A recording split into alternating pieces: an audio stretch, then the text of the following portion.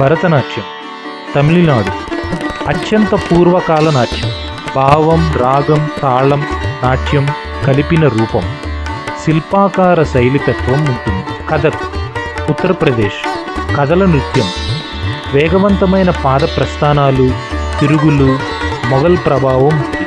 కథాకళి కేరళ ముఖ కవచాలు, రంగుల మేకప్, భారీ కాస్ట్యూమ్, మహాభారత, రామాయణ ఇతిహాసాల కథలు. కూచిపూడి ఆంధ్రప్రదేశ్ నాట్య నాటక రూపం.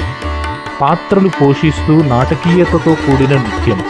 ప్లేటుపై నృత్యం ప్రసిద్ధం. ఒరిస్సీ ఒడిస్సా గుండ్రంగా తలనేపి మృదువైన చలనాలతో నాట్యం. జగన్నాథుడికి అంకితం. మణిపూరి మణిపూర్ మృదువైన శాంతమైన నాట్యం. రాధాకృష్ణ రాసలీలలపై ఆధారితం. మోహిని అట్టం కేరళ మోహిని రూపం కల నర్తకి చేస్తున్న నృత్యం. మృదువైన సోయగమైన నడకతో కూడినది.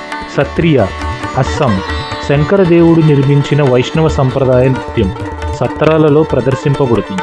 యక్షగానం కర్ణాటక నాటకీయతతో కూడిన సంగీత నృత్య నాటకం.